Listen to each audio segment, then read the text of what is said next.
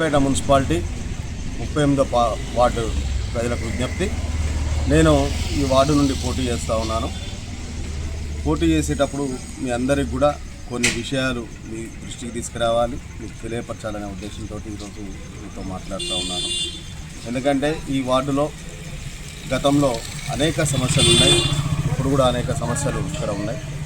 ముఖ్యంగా శానిటేషన్ సమస్య అయితేంది, అదేవిధంగా రోడ్ల సమస్య అయితేంది, బాగా గుంటలు తీసి చాలా ఇబ్బందికరంగా మనుషులు నడిచే విధంగా కూడా లేని పరిస్థితి ఉన్నది. వీరందరూ కూడా నాకు ఓటేస్తే ఖచ్చితంగా మన స్థానిక శాసనసభ్యులు మాజీ మంత్రివర్యులు జగదీష్ రెడ్డి గారి సహకారంతో ఈ సమస్యలన్నీ తీరుస్తాను.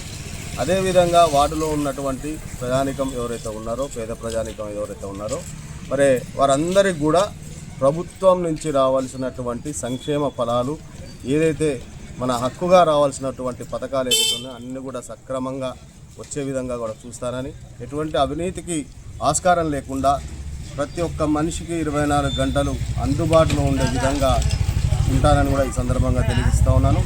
ఈ గతంలో చాలామందికి అవకాశం ఇచ్చారు, చాలామంది చాలా పార్టీలు మారారు. నేను తెలంగాణ ఉద్యమం నుంచి తెలంగాణ భారత రాష్ట్ర సమితి పార్టీలోనే ఉన్నాను. ఇక కూడా భారత రాష్ట్ర సమితిలోనే, ఎందుకంటే ఎవరు ఏ పార్టీలోకి పోతారో తెలియని పరిస్థితి ఉన్నది. అయినప్పటికీ కూడా నేను ఒకే పార్టీని నమ్ముకొని ఉన్నా.